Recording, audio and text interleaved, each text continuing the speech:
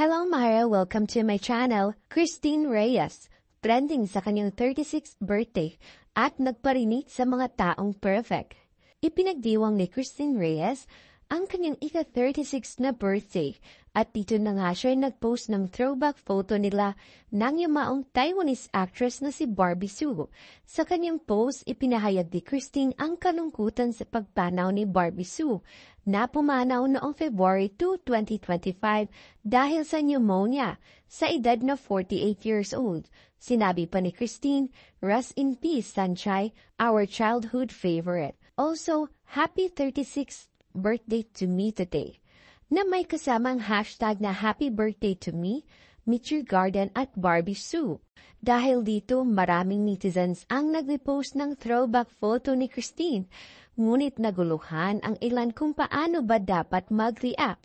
Makiramay ba dahil pagkamatay ni Barbie Hsu o batiin si Christine sa kanyang birthday? May mga komento tulad ng, "Nalulungkot ako sa nangyari kay Barbie Hsu, pero happy birthday Christine. Malungkot pero happy birthday pa rin." May isa namang nagsabi, "Rest in peace po, Sanchai. Happy birthday, Christine." Ganun po, dalawa ang bati para fair. Dahil sa mga magkahalong reaksyon, nagdesisyon si Christine na burahin ang post at magbigay ng kanyang pahayag sa Instagram story. Dito binating niya ang sarili at tila pinatamaan ang mga taong tinatawag niyang perfect.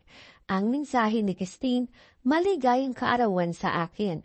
Yun na lang. Okay na? Kailangan palaging perfect, bawal magkamali nowadays. May kalupitan na kapalit kapag nagkamali, diba? Marahil ako nga talaga ay nagluksa ngayong kaarawan ko. Good, ang daming magagaling sa mundo."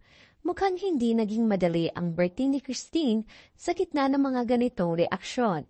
Sino nga ba ang hindi malulungkot kung ang kaarawan mo ay naging sanhi ng pagkalito at kalungkutan ng iba?